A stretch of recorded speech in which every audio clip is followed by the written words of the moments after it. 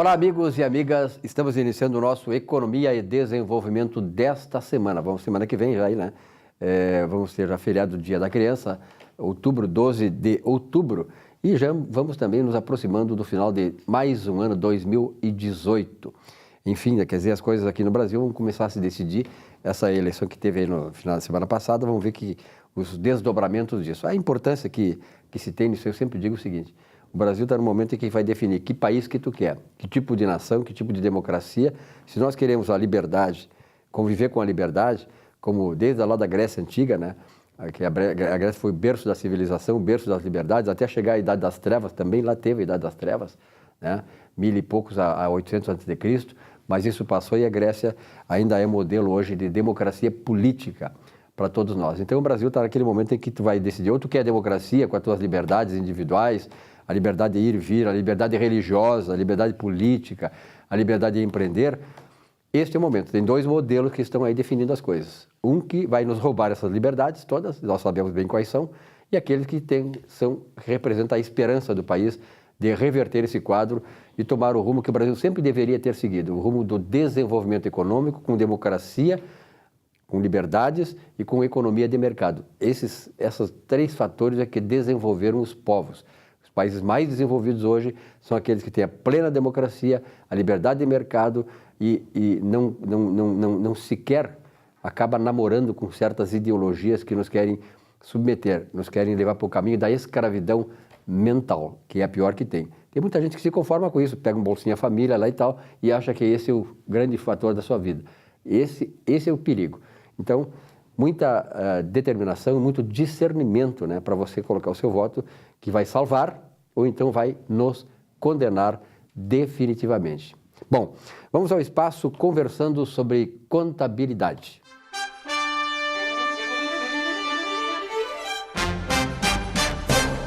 E nesse espaço, Salésio D'Agostinho está com saudade do amigo, né? Tu viaja muito também, né, Salésio? Mas sempre que convidado estamos aqui. Não, né? tu é sempre convidado. Esse espaço aqui é um espaço conquistado, né? O líder desse espaço aqui é o Salésio, né? Realmente ele tem uma visão diferente de muita gente que não tem essa visão, mas é uma visão importante, porque esse espaço está ajudando não só os profissionais que trabalham na área de contabilidade das empresas, que têm a sua própria empresa, mas aqueles que estão saindo egressos da faculdade e que não tem muitas vezes na faculdade a possibilidade de ter o conhecimento que vocês passam aqui. Por exemplo, a questão da contabilidade internacional. O que é a contabilidade internacional? Qual a importância dela?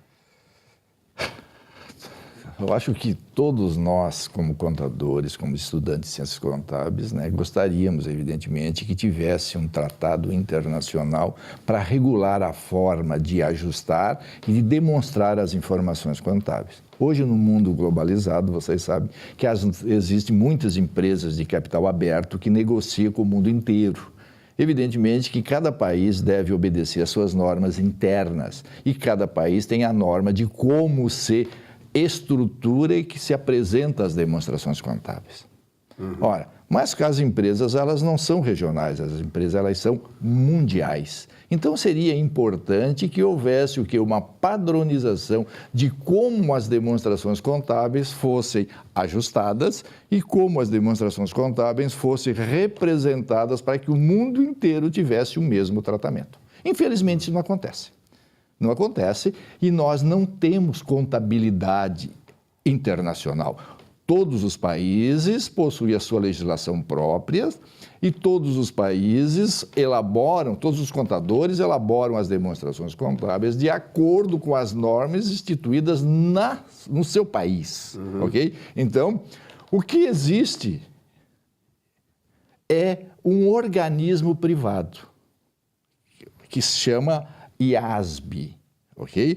Que é o Conselho de Normas Internacionais de Contabilidade. O que fez esse organismo?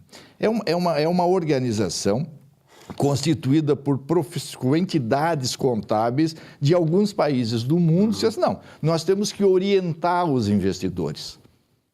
De que forma? Os investidores têm que saber como é que é o tratamento contábil do Brasil, como é que é o tratamento contábil dos Estados Unidos, como é que é o tratamento contábil da Alemanha, da França, enfim. E a partir daí, eles começaram o quê? Baixar resoluções para que houvesse uma uniformidade. Muito bem.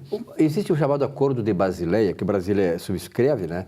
E esse Acordo de Basileia, ele não supre parte disso, porque, por exemplo, é o seguinte, no ano passado, a Caixa Econômica Federal fez uma operação de repasse do Tesouro, do governo direto para a Caixa, e isso aí, os organismos internacionais, o Acordo de Basileia proíbe isso, tanto é que a Caixa voltou atrás depois. Quer dizer, não seria digamos assim, uma semente disso? Sim, só porque esse Acordo de Basileia regula tratamento entre instituições financeiras. Não é das empresas que desenvolvem atividade econômica. Então não existe, nós não temos nenhum acordo internacional que obriga as empresas. O que existe hoje, como eu disse, é uma instituição particular, privada, que procura examinar as normas de cada país e, a partir daí, elas aprovam as suas próprias normas. Muito bem. Só que, e essas normas todas, tá, elas são procedimentos instituídos pela IFRS. Então, quando se diz assim, contabilidade internacional, esquece. É contabilidade que segue a norma desse conselho, deste organismo. Nós não podemos, você que é profissional, você que é estudante de ciências contábeis, você tem que saber, não existe contabilidade internacional. Ok? Cada país obedece às suas próprias normas. O que existe são contabilidades que obedece à norma da IFRS. Ou seja, são normas criadas por esse organismo privado que procura orientar os investidores. Porque vejam, cada país tem um tratamento de como as pessoas jurídicas devem se comportar. Vejam que hoje no mundo nós temos duas correntes, por incrível que pareça. As correntes, aquelas que falam inglês e aquelas que não falam inglês. Aqueles países que falam inglês dizem o seguinte, a pessoa jurídica tem que beneficiar o investidor, porque é o investidor que aplica os recursos nas pessoas jurídicas e essas pessoas jurídicas que geram emprego e renda. Então, as pessoas jurídicas que favorecem o investidor, o objetivo qual é? Aumentar o lucro para dar mais renda para o capital investido do investidor, capital especulativo. Dá o retorno. Dá o retorno. Então, essas empresas, o que é que elas fazem? Elas procuram um mecanismo para aumentar o lucro, mesmo não tendo lucro. Ou seja, então elas criam norma, dizem o seguinte, olha, os ativos dessas pessoas jurídicas têm que ser avaliados de acordo com o valor justo. Só porque o valor justo é um valor subjetivo, justo para quem? E aí o que é que acontece? Dependendo dos interesses, o justo aumenta. Aumentando esse valor justo, aumenta o lucro e o investidor ganha mais. É por isso que diz, é a especulação, é a manipulação da contabilidade para destinar recurso de forma fácil para investidor. O capital gerando capital. Capital gerando capital, em detrimento da economia local. Da produção e da local. Outro segmento que o Brasil se insere, que diz o seguinte, negativo, a pessoa jurídica, elas servem para gerar emprego e renda e beneficiar a sociedade e não o especulador. Então, neste caso, que é o Brasil, e não só o Brasil, todos os países que não falam inglês, diz o seguinte, as demonstrações contábeis têm que ser elaboradas obedecendo às normas legais, é o poder legislativo que diz como as demonstrações contábeis têm que ser ajustadas e informadas. Então, diz o seguinte, olha, aqui no Brasil, nós só podemos ajustar o ativo de acordo com a inflação. Muito bem. Se ajustar mais com a inflação, o tratamento fiscal tributário modifica. Pune. Né? Então, o que é que acontece? Então, são isso. Então, esse IASB, que é o Conselho de Normas Internacionais de Contabilidade, né, que elabora essas normas do IFRS, que que é o Normas Internacionais de Relatórios Financeiros. Então é isso, elas procuram juntar todos os procedimentos de todos os países, criam as suas próprias normas e começam a implantar no Brasil como se fossem normas internacionais. Okay? País nenhum é obrigado a cumprir essas normas, salvo se o Poder Legislativo disser que sim. Uhum. Aqui no Brasil, o nosso Congresso Nacional, em razão das negociações, negociações na Bolsa de Valores, disse o seguinte: as demonstrações financeiras das companhias abertas, deverão observar as normas expedidas pela Comissão de Valores Mobiliários, porque é a Comissão de Valores Mobiliários que regula o mercado de capitais, ok? Muito bem. Então, deverão as normas expedidas pela Comissão de Valores Mobiliários. Não é norma do Conselho Federal de Contabilidade. O Conselho Federal não interfere nas empresas de capital aberto que negociam em Bolsa de Valores. E serão obrigatoriamente submetidas a auditorias. Muito bem. As normas expedidas pela CVM, Comissão de Valores Mobiliários, deverão ser elaboradas em consonância com os padrões internacionais de contabilidade adotada nos principais mercados de valores mobiliários. Então, olha só, a CVM, ao editar as normas, ela deve elaborar em consonância com os padrões internacionais de contabilidade adotados nos principais mercados de valores. Então, não diz que é o IASB ou a IFRS.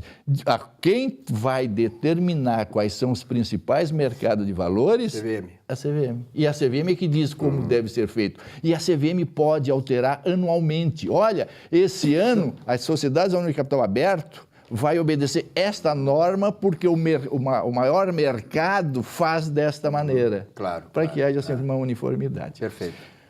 Silvio, eu chamo a atenção disso, por que isso?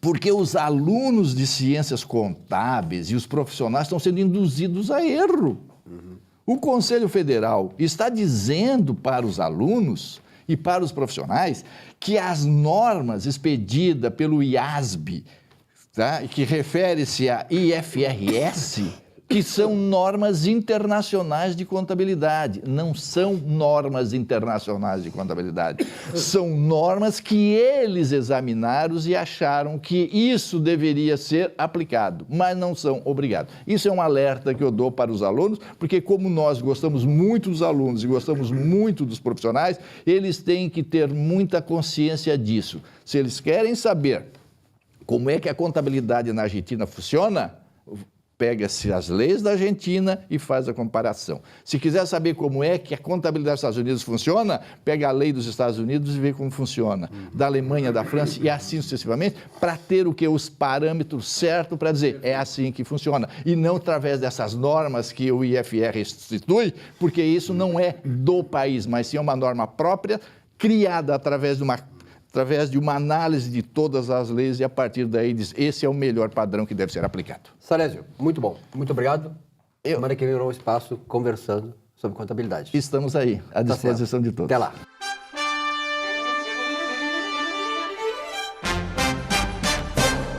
Muito bem, nós vamos agora ao comentário do Luiz Braz, que nos traz novidades, né, Braz, sobre a nossa política.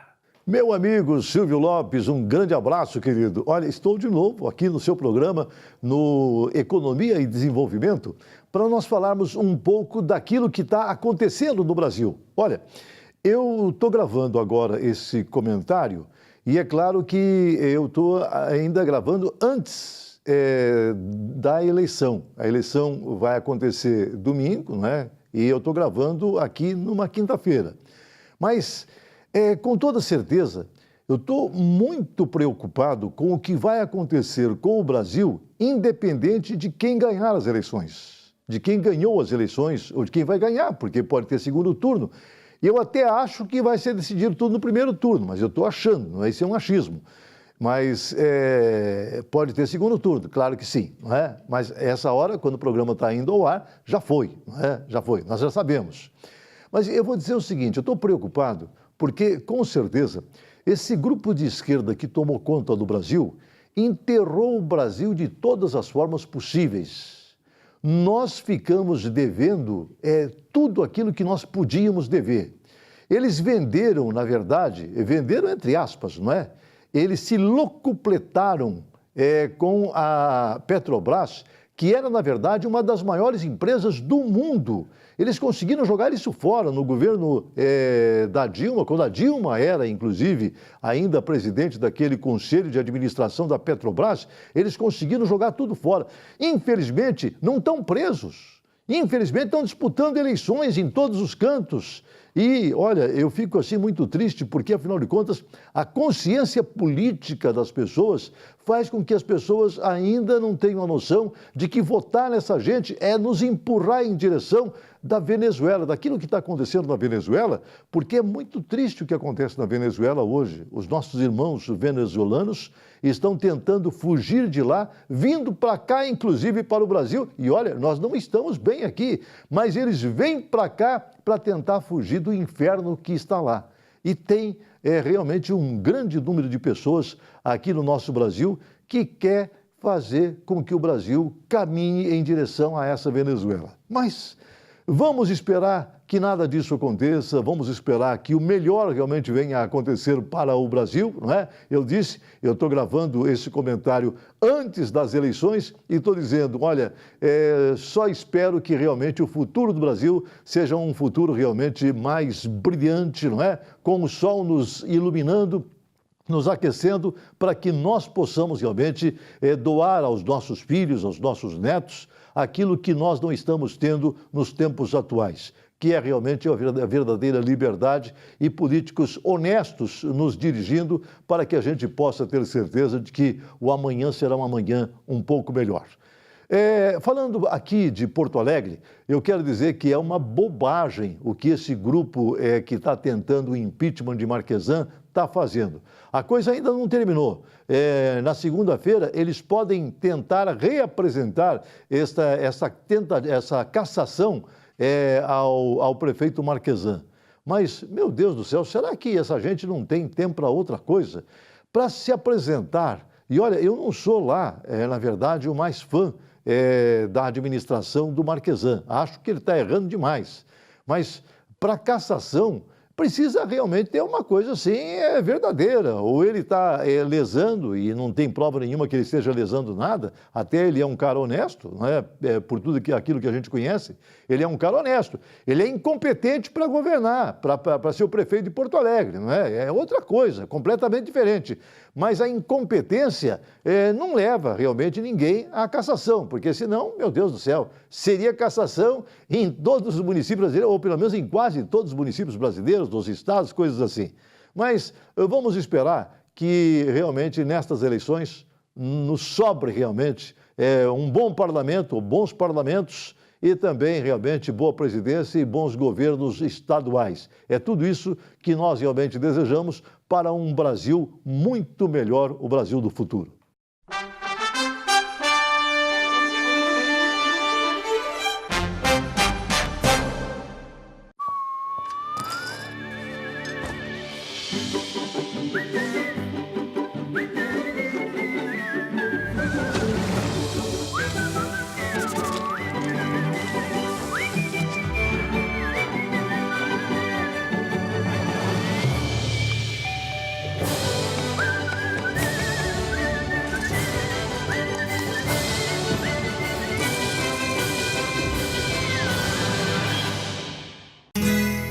Ser gaúcho é preservar as tradições, é valorizar a educação e acreditar que um futuro melhor nasce nas páginas de um livro.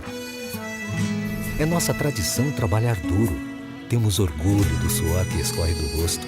Ele reconforta a alma e sedimenta uma vida digna. É nossa tradição valorizar o passado para desenvolver o futuro. CMPC Celulose Rio Grandense. Desenvolvimento é a nossa tradição.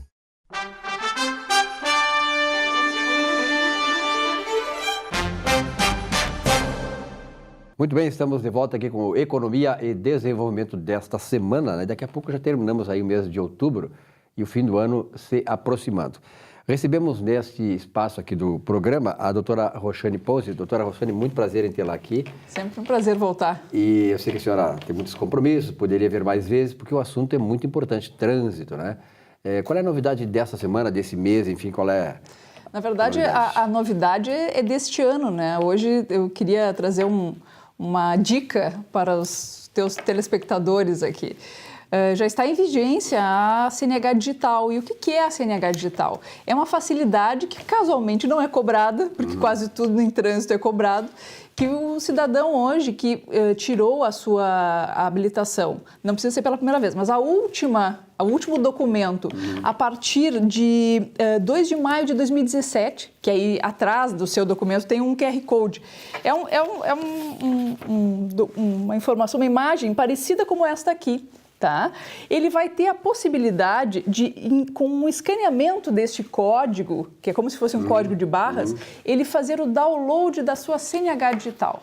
O que significa isso, Silvio? A pessoa que, por qualquer motivo, né, trocou de bolsa, a mulher gosta muito de trocar de bolsa. Será que gosta?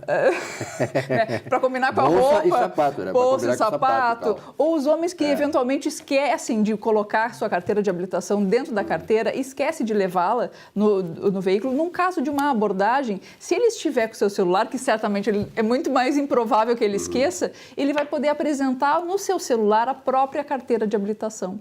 Ou seja, é uma facilidade, poucas pessoas se deram por conta que tem como baixar esse documento. Então, a minha sugestão é procure lá o seu documento de habilitação, olhe e veja se no verso tem lá aquela mancha preta, que é o código de barras. Isso é criptografado, como chama, né? Isso. E aí ele vai fazer o seguinte, ele vai até a loja lá do seu aparelho de celular, no caso dos aparelhos da Apple é a App Store ou então o Google Play. E baixe o aplicativo, coloca lá CNH Digital e baixa esse aplicativo vai fazer essa leitura deste código e a partir dali vem esse download para o telefone celular. Por exemplo, isso ele vai estar disponível inclusive em situações offline, que a pessoa não tenha internet, depois que fizer esse download. Mas é importante de que, mesmo no caso de download, se não fizer todo o procedimento de baixa, porque ainda você consegue fazer esse acesso mesmo que de forma virtual pela internet. Se você não tiver o sinal disponível na internet e não tiver feito esse download totalmente no seu celular, você pode ser autuado por não portar o documento. Certo? Mas, uma vez feito o download, você conseguindo apresentar este documento e ele vai estar lá com todas as características e que o agente de trânsito vai poder verificar se aquilo ali está correto, você passa tranquilamente em qualquer blitz. Obviamente, se você não tiver cometido nenhuma infração, né? Tiver com licenciamento em dia, não tiver bebum. Se tiver bebum, vai para um outro lugar, né? Vai para outro lugar, vai para a casinha. Então, hoje, queria trazer essa dica, né? Principalmente para quê? Para que as pessoas baixem esses aplicativos. É de graça, não se paga nada. Vai saber se lá na frente, daqui a pouco, a gente não vai precisar pagar por isso aí. Aproveite, se você tem esse documento já atualizado, faça o download. Se não tem e quer ter a carteira de digital, aí você precisa de uma segunda via. Você tem qualquer CFC, faz a solicitação de uma segunda via, paga uma taxinha, e aí com aquela segunda via vai ter lá o seu QR Code e vai poder fazer o download. Não precisa ser agora, tá? Lembrando que a validade da carteira de habilitação, ela continua normal. Ter a CNH digital é um plus, ou seja, não é obrigatório. É uma facilidade. Para uma eventualidade. Eu acho que o cara esquece, o documento físico tem ali. O celular o cara não esquece, agora pode outra coisa o cara esquece. Exatamente. O celular não esquece. Doutora Roxane, a nova lei de trânsito, ela é de quando, hein? Ela é de... faz mais de 20 anos, não é isso? Sim, ela é de 98. 98. Então, faz 20 anos, então, né? 20 anos. Mais de lá para cá, a nova lei de trânsito, ela veio se adaptar mais ou menos à questão do desenvolvimento urbano brasileiro. Quer dizer, a dificuldade de trânsito, cada vez mais trânsito, etc. Mas de lá para cá, o Brasil continuou sendo, e mais ainda, líder mundial de mortes por acidente de trânsito. Eu me lembro que tem um famoso francês, filósofo, Montesquieu, Charles de Montesquieu, ele dizia assim que não adianta ter boas leis se elas não são cumpridas. né? E Roberto Campos, que foi para mim um dos maiores pensadores do Brasil, dizia que o Brasil tem uma característica de não cumprir leis. É o não cumprimento das leis a razão principal disso? É uma mistura. Eu sou uma defensora da redação original do Código de Trânsito, né? Todas essas atualizações que foram feitas agora foi tornando a lei uma colcha de retalhos. Já está sendo gestado um novo código, tá? Não sei quando que isso vai entrar em vigor ou se vai ser aprovado, enfim, tem muito a se caminhar ainda. Mas, obviamente, nenhuma lei é boa se ela não pega, né? E algumas partes do Código de Trânsito, sim, elas pegaram. Algumas foram internalizadas, mas há muitas situações ainda que simplesmente são desconsideradas. É aquele jeitinho brasileiro, né? O que pega é não cumprir a lei. Agora, nós temos um número elevado de acidentes de trânsito. Quantos sequelados do trânsito nós temos? E o administrador público jamais pensa de uma forma consciente no sentido de se evitar essa mortalidade. Primeiro, e eu digo, não adianta dizer que não existe dinheiro. Claro que existe dinheiro e existe muito dinheiro. Toda a arrecadação com multas de trânsito deveria ser destinada para se evitar esses acidentes de trânsito. Vamos trabalhar a educação, trabalhar a sinalização, vamos trabalhar a engenharia de trânsito.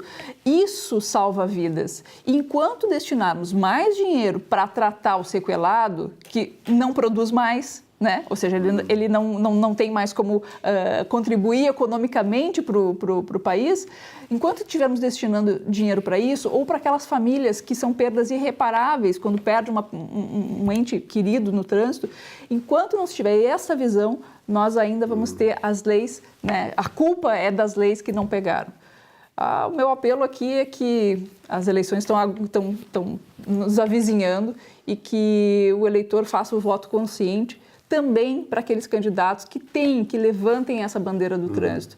É tão engraçado como está difícil encontrar candidatos que estejam preocupados com essa questão, especialmente se a gente pensar na quantidade de mortos que nós temos hoje, todos os anos, contabilizando esses corpos aí nas nossas vias. Na verdade, se a gente for analisar, todo mundo diz assim, não, a saída é a educação. É a educação. Agora, é a boa educação. Por exemplo, eu sempre defendi assim que se devesse lá no primário, no tempo que eu estudava era primário, hoje é no primeiro grau. No primeiro grau, conhecimentos, né, sobre lei de trânsito e como você sustentar a sua família, questão financeira, como dar destino à questão financeira da sua vida, estimulando inclusive a poupança, que tem muita gente hoje que gasta todo o seu salário, né, em bobagens, quer dizer, porque não tem aquela fundamentação teórica que poderia ter recebido lá atrás, que pudesse então mudar um pouco o caráter de comportamento da sua vida financeira. E isso aí traz muitas tragédias para muitas famílias, as pessoas não têm noção das perdas que têm. Então, a questão do trânsito é a mesma coisa. Agora, não adianta, por exemplo, estabelecer que as crianças sejam comportadas no trânsito se os pais, na saída da escola, estão em fila dupla, fila tripla, passam sinais vermelhos. Quer dizer, isso vai... Eu acho que a criança vai muito pelo exemplo, né? É o exemplo, eles são uma esponja em determinada idade. E aí, como tu bem disseste, nós precisamos formar cidadãos nas escolas. Desde lá. Seja para a questão econômica pessoal, né, para a sua possibilidade de se gerenciar economicamente lá no futuro, como também para esse cidadão que já desde muito cedo está inserido no trânsito. A criança com 6 anos, 7 anos, que está saindo da escola, ela tem que saber que ela não pode atravessar fora da faixa. E que se atravessar fora da faixa, ela vai ser punida. A educação não pode ficar livre, não pode ficar isolada da punição. O pessoal tem que saber que vai ser punido também. É um conjunto, né?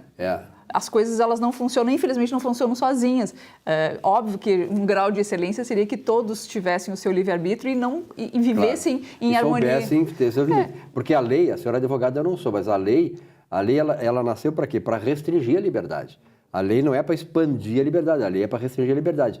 Tanto é verdade que tem um grande filósofo que diz assim, nós somos libertos quando nos mantemos escravos da lei. Então a lei mantém a sociedade ela só pode conviver de maneira fraterna, com justiça, quando se respeitam as leis. Ou seja, a minha liberdade tem restrições, tem limites, não é isso? Exatamente. O cidadão, ele pode fazer tudo, exceto aquilo que é lei para ele. Exatamente. Diferente do poder público, que o poder público só pode fazer aquilo que está disciplinada em lei, que é o princípio da legalidade. Mas perfeito o teu apontamento. Precisamos sim investir em educação de trânsito e ir lá nos pequenininhos. Isso já está previsto em lei, Silvio. Só que não é aplicado. Ou seja, precisamos de gestores com visão para essa questão do trânsito. Essa é a minha bandeira atual. Na verdade, o Brasil, assim, nós estamos num momento assim que nós estamos num momento de inflexão desse país. Nós temos que definir que país, até aproveitando essa deixa da televisão, né? Que país que você quer para o futuro. Um país que seja justo, que não tenha corruptos, que a corrupção, por exemplo, hoje, eu dei um dado outro dia num programa aí, a corrupção hoje, o desvio de dinheiro dos governos municipal, estadual e federal, ela corresponde, imaginem só, a 20% do PIB brasileiro. Sabe o que é isso? É 1 trilhão e quase 250 bilhões de reais que são desviados. Isso aí significa 20% do PIB brasileiro, que é de 6 trilhões e pouco. Quer dizer, é muito dinheiro. Se nós conseguirmos reduzir, porque não adianta, tu não vai acabar com a corrupção. Jamais. Né? Ladrão você não vai ver, é do ser humano, é da natureza humana. Né? Mas se você conseguir reduzir isso para níveis normais, trilhões, bilhões de reais vão ser economizados e hoje estão saindo da saúde, da segurança e tal. Até os estados e os municípios não podem pagar o seu funcionário porque tem desvio de dinheiro. E saber onde que começa a participação da população cobrando o seu candidato, lembrando né, em quem você votou, ir lá e cobrando todas as propostas que ele fez e que ele eventualmente não cumpriu. Esse é o papel do cidadão. Não adianta só ficar reclamando se a gente não fizer a nossa parte. Então, em primeiro lugar, corrupto, 100 vezes. Quer dizer, já corrupto. Quando tu deixa de eleger corruptos, partidos, ideologias e está corrupta, que demonstraram que você é corrupto, você já está fazendo um grande papel para a economia, para a sociedade. Então, esse é o grande recado neste momento que o Brasil está passando, né, Roxane? Sem dúvida. Roxane, obrigado pela... Apareça mais vezes, né, Roxane? Sem dúvida, só convidar. Eu sempre digo o seguinte, ó, que tem muitas pessoas que veem o programa aqui no interior do estado, nós temos lá no litoral também, né? Uma grande audiência em Capão da Canoa, Capão Novo. Aliás, em Capão Novo é que começou a NET. A NET, o primeiro o experimental da NET foi lá em Capão Novo. E eu casualmente frequentava lá Capão Novo naquela época da década de 90. E realmente a audiência é muito grande. E as pessoas gostam muito quando tu vens aqui e até comentam assim, olha, o pai não sabia que era assim. Tem muitas pessoas que não têm conhecimento da lei. Mas isso não significa dizer que se elas não cumprirem a lei por desconhecimento, elas não sejam punidas. Tu tem que saber cumprir a lei. Exatamente. Tem que conhecer a lei, né? Exatamente. Isso, o fato de não conhecer a lei não te isenta. Não te isenta de ser punido por não cumprir aquilo que você desconhece e deveria conhecer. Guria, muito obrigado, um grande abraço. Obrigada, Silvio. Um rápido intervalo e voltamos em seguida com o nosso Economia e Desenvolvimento. Até já.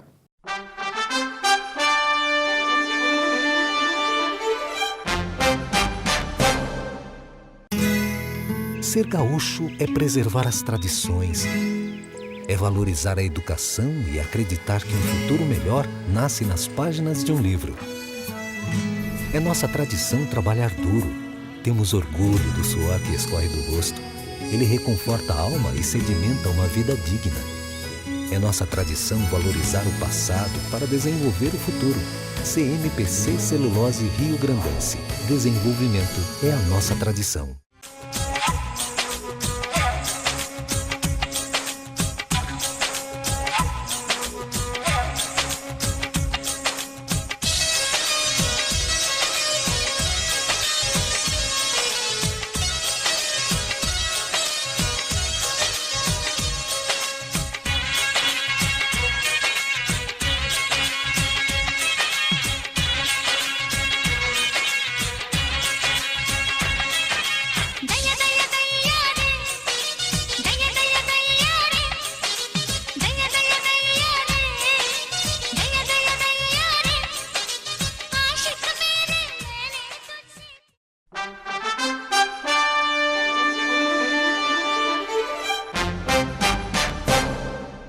Nardon Inazzi Auditores e Consultores, há mais de 50 anos gerando resultados e credibilidade para seus clientes.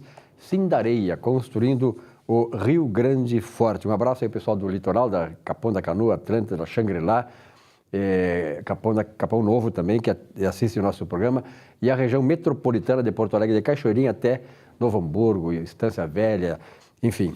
Obrigado pela audiência a todos vocês. Estamos recebendo aqui no programa hoje a doutora Micheline Clippers, Doutora Micheline, muito obrigado pela sua presença aqui mais uma vez, é uma honra, né? Eu que agradeço. Tá bonito o esse azul assim, né? Puxa, azul, sabe, né? Ele me olha e azul fala, é uma azul do maravilha. Grêmio, mas eu sou colorada, o que eu vou fazer? Mas tudo bem, eu deixo ele brincar comigo. A terra é azul, é só olhar lá de cima, a terra é azul. Bom, Certo. brincadeira de lado. Doutora Micheline, a doutora Micheline é especializada aí nessas questões de emigração, né? Não de imigração, mas de emigração, pessoal que está saindo do Brasil, que, aliás, o Brasil está mais fácil que ame-o ou deixe-o, né? Essa história lá da década de 70. E o pessoal está indo muito para fora, e principalmente Portugal, né, doutora Micheline? Sim, Silvio, está indo muita gente para lá. Nós já temos quase 110 mil brasileiros em Portugal. É um país que está sendo muito receptivo e tem condições maravilhosas para o brasileiro, né? Principalmente a insegurança que nós temos aqui. Lá tem uma segurança incrível, né? Uma tranquilidade de viver, uma qualidade de vida, sem contar a gastronomia que é maravilhosa, os lugares bonitos, a cultura e a receptividade do português. Então, realmente, com essa crise do Brasil, com essa insegurança aqui dentro, principalmente na área política também, as pessoas estão desistindo. Para onde eu vou? Portugal, pela facilidade da língua, né? E Portugal tem um acordo com o Brasil que recebe os brasileiros, tem vistos, e tu tens que requerer estes vistos no consulado de onde reside, no caso no Brasil, adquire o visto, chega em Portugal, pede autorização de residência no CEF, que é o Centro de Estrangeiros, e aí tu tem então um ano para ficar, e dependendo do visto que tu requeres no Brasil, tu podes morar em Portugal. Então, é uma maravilha ir para lá. Interessante, né? Que Portugal, que é talvez um dos países menores da Europa, eu acho que a Áustria também é pequena e tal, mas Portugal tem muitas características do Brasil. Nós somos um país assim que tem tanta riqueza turística e tal. O problema é isso aí que a doutora Micheline falou, é a segurança. Então, olha aqui, ó, não há país do mundo tão inseguro numa guerra civil como o Brasil. E por isso nós temos tido agora, foi bom a senhora colocar essa questão, doutora Micheline, porque hoje a saúde, a educação, a falta de emprego, isso aí a gente resolve. Agora, tu não resolve a questão da segurança pública se nós continuarmos a insistir num sistema político danoso para nós, que nos levou para o fundo do poço. E aí tem gente ainda votando nesses mesmos caras. Quer dizer, ou nós vamos reconstruir o Brasil ou nós vamos afundar o Brasil. Qual é a opção que você quer? O que você quer colaborar com o país? Afundando o Brasil ou reerguendo o Brasil? É por isso que nessas eleições, a gente até porque essa democracia nossa é uma democracia de chinelona, porque impede o jornalista de dar sua opinião, exatamente num processo eleitoral que vai decidir os destinos do país. Nós temos que escolher candidato, em primeiro lugar, que não seja corrupto, que não tenha presidente preso, que não tenha cúpula de partidos políticos presos, condenados, denunciados, são ladrões. Então, não podemos dar essa chance para esses caras. Só tem uma saída nesse país. Aquele camarada que prometer bandido vai ser tratado como bandido. Corrupto vai ser tratado como corrupto. Tem duas alternativas. Uma que vai manter os corruptos, aliás, um corrupto de repente vai ser presidente do Brasil, presidiário, e aquele que vai nos livrar desse pessoal. É muito complicado. É muito triste isso que acontece no triste, nosso verdade, país, porque um país com a dimensão territorial que nós temos, com esse litoral todo que nós temos, com a fauna, a flora, com a mistura de raças aqui dentro, a cordialidade, todo o clima, tudo que nos favorece, que muitos países da pequena Europa gostariam de ter. Imagina se tivesse a nossa agricultura, se tivesse o nosso território, nossa Amazônia. Quer dizer, então, tantas coisas maravilhosas que o país, que a natureza dele proporciona. E o que acontece? Um governo que não respeita a sua sociedade, não respeita o eleitor que votou nele, um governo que... escândalo de corrupção maior do mundo. Não pode ter. Então, o que acontece? Os brasileiros dizem, não, vou ficar pagando uma alta taxa tributária para que retorno que eu tenho? Então, eu vou embora. Para onde eu vou para Portugal. Aliás, muitas pessoas duvidam dessas coisas que aconteceram, né? Duvidam por que um certo ex-presidente está preso. Pega o Google aí, pega o seu Google e coloca ali assim, ó, o maior corrupto do mundo, o maior ladrão do mundo. Perfeito. Entra ali para ver, não somos nós que estamos dizendo. A internet mundial está dizendo quem é o maior ladrão do mundo. Quem é aquele camarada que mais surrupiou a sua sociedade. Quem é o cara que na história da civilização, que tem 4, 5 mil anos, desde os tempos bíblicos, o cara que mais afrontou a sociedade. está preso e ainda é admirado, é idolatrado, é adorado.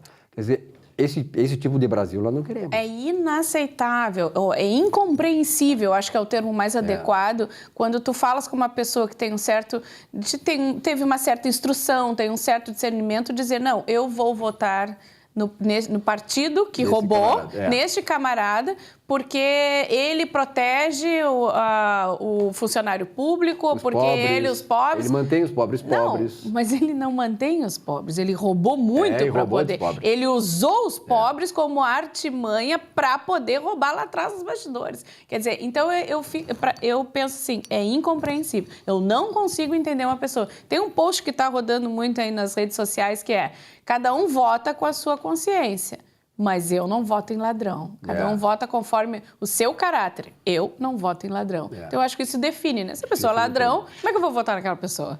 Doutora, antes de eu queria conversar um pouquinho com a senhora no final da entrevista sobre a participação da mulher na política, mas me diga uma coisa, assim, o pessoal lá que está querendo fazer é ter essa assessoria para sair do Brasil, quer dizer, essa alternativa, como é que faz? Então, é interessante, a pessoa tem que fazer esse pedido do visto no consulado. Mas o que acontece? Geralmente elas pedem uma assessoria de alguém um advogado, geralmente, que possa ajudar no trâmite, que faz aqui no Brasil, reconhece, como eu disse, chega em Portugal e pede a autorização de residência. Então, é sempre interessante, primeiro, saber que visto o que vai querer, como que ele quer residir em Portugal. Ele quer residir lá, então eu disse, olha, eu vou pegar uma assessoria, vou contratar uma pessoa para me ajudar, porque são muitas documentações, são trâmites, o pedido, a formulação, tem que preencher documentos. Então, essa parte de pagamento de taxas, essa parte tem quem faça esta assessoria para essas pessoas. No caso da doutora Micheline, como é que faz o contato com a senhora? Tem meu e-mail, pode mandar ou tirar alguma dúvida com o meu e-mail, é o MOK.advdeadvogada@terra.com.br. Algum telefone para contato direto? 519-9694-7971. Muito bem. E agora sobre a participação da mulher na política? Pois é, Silvio. Ontem fui convidada por um evento proporcionado pela revista Voto, da Karen Misculin, muito interessante, que é Brasil de Ideias. E ontem era sobre a mulher no poder e na política. E eu tinha 3 CEOs de 3 empresas interessantes, uma delas é até uma francesa, e o que nós comentamos, o que foi debatido, o que eu ouvi dessas palestrantes, é que a mulher precisa ter um engajamento maior dentro da política. Porque o que acontece? Nos meios sociais é muito difícil um círculo de mulheres falar de política. Está mudando um pouco, está melhorando. As mulheres estão querendo debater mais, mas ainda é pouco. E eu acho que o Brasil, com tudo que nós temos, com essa informação de tudo, globalizado, que tu pega um celular, está conectada com o mundo, tu tens que falar de política. Eu acho que dizer, não podemos falar de política e religião, não. Por que não? Com respeito, tu tens que falar, respeitar o contrário. Esse é o problema do politicamente correto, quer dizer, ao invés de debater o assunto, encobrir o assunto, porque aí tem aqueles safados, exatamente. Aqueles mistificadores, aproveitadores e acabam tornando a sociedade servidã das suas ideias. Precisa, eu acho assim, que não tem, por exemplo, vou votar naquela pessoa porque ela é mulher. Não, acho que mulher e homem, o que importa é ter capacidade. Acho que tu não tens que votar porque é mulher ou porque é homem. Não, o interessante é aquela mulher tem que ter capacidade, tem que ter preparo, tem que ter conhecimento. É isso que eu acho interessante. A mulher tem que estar à frente da política, se interessar. E hoje é fácil, a informação te chega fácil. É só tu procurar. É só tu te interessar pelo assunto. Então, o que acontece às vezes? Como ontem a Karen Misculin da revista, ela comentou, tem, por exemplo, o WhatsApp de mães, de pais, que fazem um grupo no celular e meia dúzia, não iremos falar de política. Então, elas têm que montar um novo grupo do WhatsApp para poder falar de política. Eu acho isso um absurdo, Silvio. Eu acho que tu pode debater, sim, política, porque a política é o que movimenta, ela vai cuidar de ti, tu como cidadão, ela vai administrar a tua vida dentro daquela cidade, daquele sistema jurídico, daquele sistema popular que tu tá inserido. Então, é importante falar de política e a mulher tem que ocupar esse espaço. Dentro das universidades de direito, por exemplo, mais de 50% é meninas, são mulheres. Por que não falar de política também? Tá certo. É que a mulher tenha, né, discernimento, né, para saber, né, que está se fazendo um processo político todo que vai ser o sustentáculo da vida dos seus filhos e dos seus netos daqui para frente. Quer dizer, qual Brasil que tu quer daqui para frente? Um Brasil submetido a uma ideologia que nos escraviza ou um Brasil que prima pela liberdade, pela democracia e pelo desejo de cada um de se autorrealizar dentro daquilo que ele imagina que seja bom para cada um? Quer dizer, então as pessoas têm que ter essa liberdade. E nós sabemos que existe processos políticos aí que vão nos tirar essa liberdade. Essa é a revista que se chama Voto, mas nessa edição ela fez Vote. E é muito interessante, votar, é muito importante. Votar ainda é o melhor caminho para retomar a confiança no Brasil. Votar com consciência, claro. que tu sempre falas da campanha da OAB, né? Que é o voto consciente. É votar com consciência, mas se interessar pela política. Ela é prazerosa, ela não é uma coisa, deixa de lado, não me interessa. Não, interessa. Tu vives numa sociedade com regras, regulamentos. Tu tem que te interessar, até para cobrar de um político depois. Então, olha aqui, faça o voto construtivo e evite o destrutivo. Você sabe qual é o construtivo e você sabe, pode com certeza ver que é aquele que é destruir, que já vem destruindo o Brasil. Doutora Michelini, obrigado pela sua presença. Nossa, eu que agradeço. É sempre um prazer. Um grande abraço. Muito obrigada. Um rápido intervalo, já voltamos aqui com o nosso Economia e Desenvolvimento. Até já.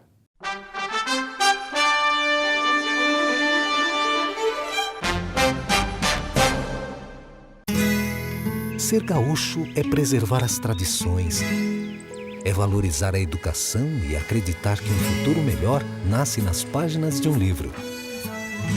É nossa tradição trabalhar duro. Temos orgulho do suor que escorre do rosto. Ele reconforta a alma e sedimenta uma vida digna. É nossa tradição valorizar o passado para desenvolver o futuro. CMPC Celulose Rio Grandense.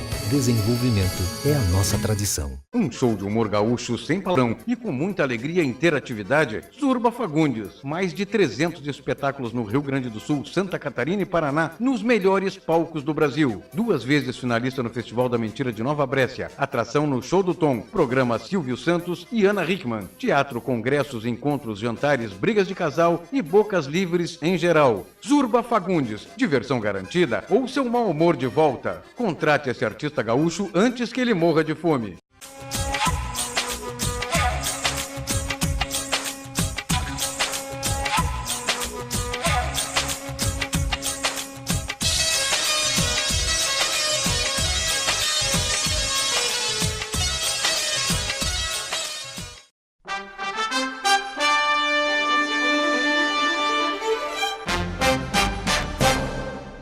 Estimados, esse nosso bloco hoje vai falar um pouco sobre edição de livro. Também quero informar a vocês as minhas atividades durante essa semana, as minhas atividades literárias. E também agradecer os apoiadores, né? Noemi Aluguéis, o Ponto das Cucas e a Petisqueira. Bom, quero falar referente à edição de livros. Muitos me perguntam, como é que eu faço para lançar um livro? Eu tenho curiosidade, eu quero escrever um livro, mas vai depender muito qual o objetivo de lançar esse livro. Se é um livro para beleza, ou é um livro para mostrar para os seus filhos, para a família, ou é um livro que você quer comercializar. Isso é muito importante. O mais importante, quando você quer lançar um livro e editar um livro, é procurar uma editora. Existem 2 tipos de editoras. Existe a editora comercial e a editora prestadora de serviço. No caso, hoje, tanta experiência que eu peguei e achei a necessidade de criar minha própria editora, e eu sou proprietário da editora O Sonho da Traça. Então eu já não tenho este problema, né? Fui adquirindo experiência e cheguei aqui editando meus livros e edito livros de terceiro também.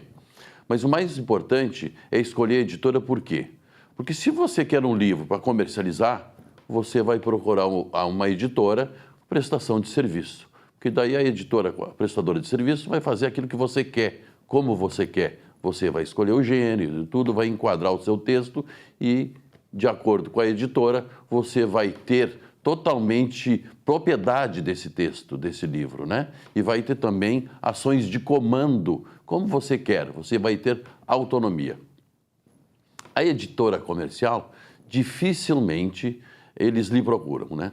Geralmente, esses livros que são mais conhecidos no mercado, que são vendidos, as editoras comerciais geralmente patrocinam o livro, porque a editora comercial, ela que patrocina o livro, ela que vai mandar no livro a diagramação, a revisão, a capa, vai te apresentar o boneco, quer dizer, ela vai ter o domínio sobre esse livro e também domínio sobre os direitos. Você vai receber apenas 10% de direitos autorais. O resto fica com a editora porque ela vai se responsabilizar pelo lançamento, né, pela edição, ela vai te entregar o livro pronto. E no caso da editora de prestação de serviço, você vai ter totalmente essa autonomia. Qual a diferença? Claro, você vai ter um código de barras, você vai ter um ISBN que é necessário para poder comercializar o seu livro. Então, isso é muito importante, você saber para que você vai querer fazer um lançamento e editar um livro. Isso é muito importante, se é para a parte comercial ou se é para a parte de beleza e de ter esse livro editado e mostrar para a sua família. Bom, essa semana estivemos também em 3 cidades. Estivemos em Campo Bom, Casca e Nova Bassano. Nova Bassano estava a Semana Bassano Leitor que eles fazem anualmente. Estava muito divertido, muito rica a feira, né? Também a interação também dos alunos, professores, muito diversificada. Realmente, quem não conhece tem que conhecer o projeto Bassano Leitor. Vale a pena, vai enriquecer seus conhecimentos literários também.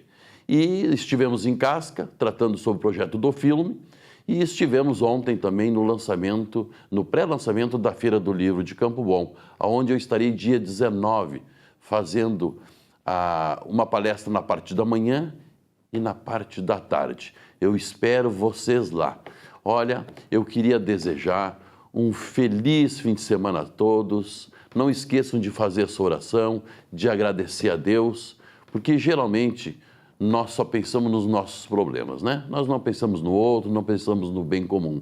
Os nossos problemas são os maiores, não olhamos para trás. Vamos agradecer a Deus por tudo que nós temos. Um beijo no coração de todos e até o próximo programa. Muito bem, estamos aqui com o nosso Economia e Desenvolvimento. Vamos para o final do programa, mas recebendo aqui Rui Simon. E o desaparecido, né, Che? Sidney Fontoura Gomes, como é que tá? Tudo bom, Rui? Tudo bem? Alegria receber o Sidney aqui. Simon, reforma da Previdência, eleição e tal, só o ano que vem. Uma novidade. Há um zum forte no ar aí de que o Temer, já descompromissado com tudo, vai insistir na reforma. O que ele vai fazer? Ele vai suspender a intervenção no Rio de Janeiro, né? Porque aquilo já anda assim, as moscas, né? Não surtiu nenhum efeito aquilo. Os bandidos tomaram conta efeito prático, não. Então, suspende a intervenção no Rio de Janeiro, reabre o prazo para a reforma da Previdência, entra os que estão, digamos assim, descontentes, né? Entram os não eleitos, então já tem uma bela bancada a favor da reforma da Previdência. É bem provável que o nosso presidente coloque em pauta novamente a reforma da Previdência antes do fim do ano. E se não fizer agora, o próximo presidente, seja quem for, né, vai ter que fazer, né? Mas isso, ele conta com o apoio de um desses dois que vai para o segundo turno. Claro. Né? Vão dois, então esses dois pelo menos vão apoiá-lo por baixo dos panos, Claro. Porque não vão ser queimados depois no início do mandato. Lamentavelmente as pessoas, os políticos, não assumem a responsabilidade que tem que assumir. Sidney, mercado imobiliário, como é que está? Em stand-by, parado. Eu tenho falado com alguns empresários, Silvio, que eles têm dinheiro para aplicar. Eles estão aguardando esse cenário político-econômico se definir, não melhorar, né, para investir novamente. Ou o não. que vai fazer? Ou não, evidente, ou não. Né? Mas tem recurso no agente financeiro, as construtoras têm N terrenos para as incorporadoras e construtoras. O que a gente tem que lembrar é que a construção civil emprega muita gente, né? Emprega muita gente. Hoje a gente está gravando aqui dia quinta-feira, ontem teve o debate aqui, dia 4, ontem teve debate. Eu estou muito tranquilo porque pelas colocações dos nossos candidatos, tudo vai ficar uma maravilha. Né? Tudo vai ficar um espetáculo. Um Eldorado. É fantástico. Mas o Rui estava falando da reforma previdenciária, a reforma trabalhista é necessária para que o empresariado tenha a condição de empreender, aplicar para empregar. E isso que está complicando muito o nosso mercado imobiliário. Está travando o mercado imobiliário. Aliás, a Caixa até ajudou aí, né? Aumentou o volume de dinheiro e vai só que... É o efeito da oferta e procura. Tem recurso, não consegue. Ninguém quer tomar nada, o dinheiro a longo prazo pela instabilidade. Não sabe o que vai acontecer lá na frente. Ainda mais que o Minha Casa Minha Dilma aí teve um horror de inadimplência. A Caixa está super estocada dos imóveis retomados. O que acontece? Vai ter que botar na rua. De que forma? Baixando o juro. Esse fenômeno que aconteceu com Minha Casa Minha Vida ilustra bem o seguinte: não adianta tu querer dar migalha para os caras, nem migalha eles têm condições disso, porque se não tem empregos. Se não proporcionar renda, se não estimular os empresários a oferecer vagas de emprego. Por isso que a reforma trabalhista é importante, né? Com certeza. E nós estávamos vivendo um cenário totalmente fantasioso, sem embasamento nenhum, nem político, nem econômico. Né? Então, um mercado imobiliário que é, de certa forma, o primeiro a entrar na crise, né? Vai ser o último a sair. Com certeza. Mas já temos aí acenos de que, olha, se tudo correr como a gente imagina, isso é empresariado. Muito bem. Vai melhorar. Vai investir. Que bom. Siri, obrigado pela tua presença aqui. Obrigado. Rui, até a semana que vem. Muito obrigado pela audiência de todos vocês. Economia e Desenvolvimento volta na semana que vem. Uma boa semana e até lá.